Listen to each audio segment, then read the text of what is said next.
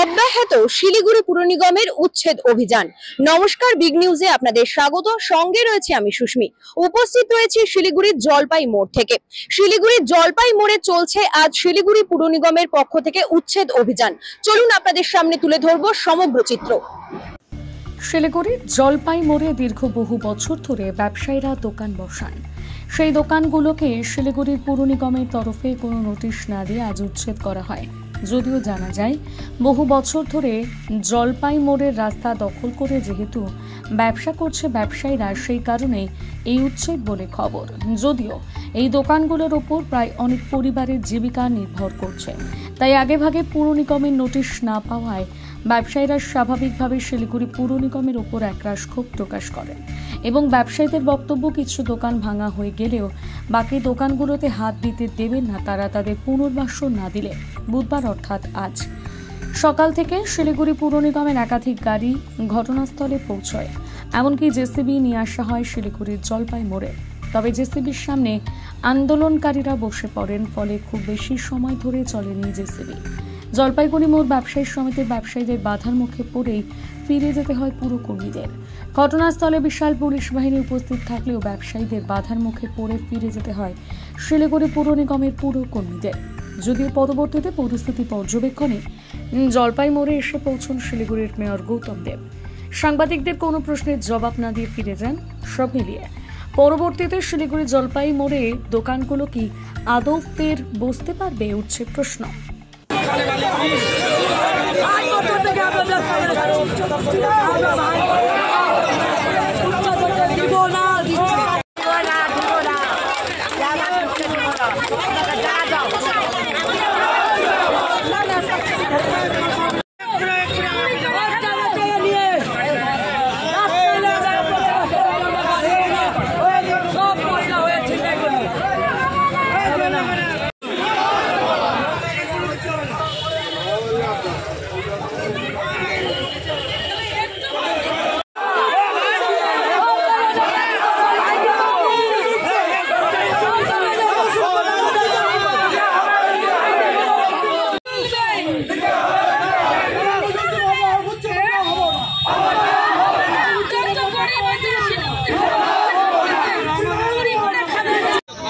আমরা আজকে 60 বছর ধরে গরিব মানুষ এই জলপাই মোড় এলাকায় সবাই ছোটোখাটো ব্যবসায়ী করে দোকানদার করে আমাদের সংসার চালাচ্ছি।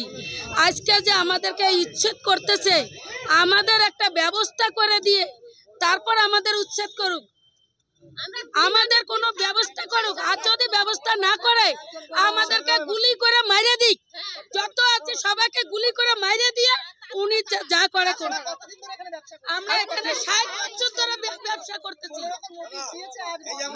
কোনো নোটিশ দেয় নাই, কোনো নোটিশ দেয় নাই আমাদের। আমাদের ব্যবস্থা চাই। আমাদের বক্তব্য একটাই, আমরা শহরের উন্নয়নের পক্ষে, উন্নয়নের বিরোধিতা আমরা কোনো সময় করি নাই, করব না। কিন্তু সব কিছু মাননীয় মেয়র আমাদেরকে বলেছেন, কোনো জায়গায় কোনো অসুবিধা হলে আলোচনার টেবিলে বসে সমস্যার সমাধান করা হবে। আমরা সেটাই চাই। আমাদের ব্যবসায়ীরা এখানে প্রায় 50 বছর 60 বছর থেকে ব্যবসা করছে। প্রথমে ওনার বাবা করতো, এখন বর্তমানে ছেলেরা ব্যবসা করছে। কিছু কিছু পরিবারে তাদের স্বামী নেই, স্ত্রীরা ব্যবসা করছে, মহিলারা। আমরা একটা জিনিসই চাই, আমরা কোনো উচ্ছৃঙ্খল আচরণ করতে চাই না। আমরা চাই, আমাদের এখানে কোনো নোটিশ করা হয়নি, নোটিশ ছাড়া ভাঙতে এসছে। আমাদের একটাই বক্তব্য, আলোচনা করুক, ড্রেনের উপরে একটা নির্দিষ্ট একটা সীমানা আসুক। ড্রেনটা ন্যাচারালি চলছে, ড্রেনের পিছন দিকে কোনো গার্ডওয়াল নেই, একটা সাইড খালি রোডের সাইডে আছে। পিছন দিকে নির্দিষ্ট ড্রেনটা কতটুকু ওয়াইড হবে সেটা আমাদেরকে বলুক। আমরা স্বেচ্ছায় সেই জায়গাটা ছেড়ে দিয়ে পিছনে সরে যাই। যতটুকু জায়গা থাকবে সেই জায়গাটা আমাদের বসতে দেওয়া হয়।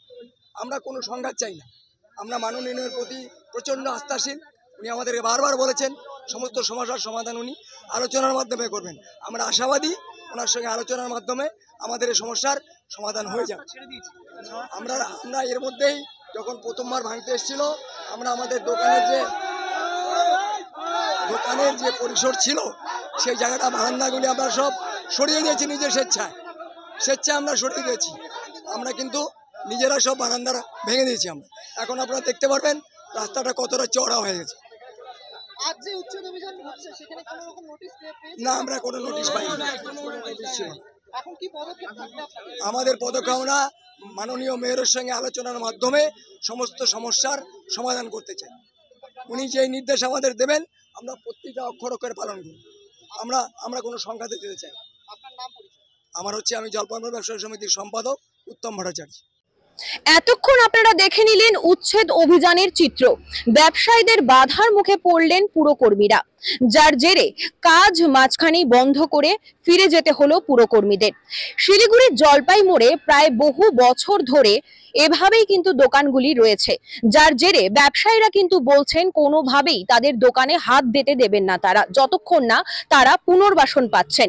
অপরদিকে ব্যবসায়ীদের অভিযোগ, আগে ভাগে শিলিগুড়ি পুর নিগমের পক্ষ থেকে তাদেরকে কোনো প্রকার নোটিশ দেওয়া হয়নি, যার জেরেই তারা কিন্তু শিলিগুড়ি পুর নিগমের পাঠানো জেসিবির সামনে বসে আন্দোলন দেখালেন।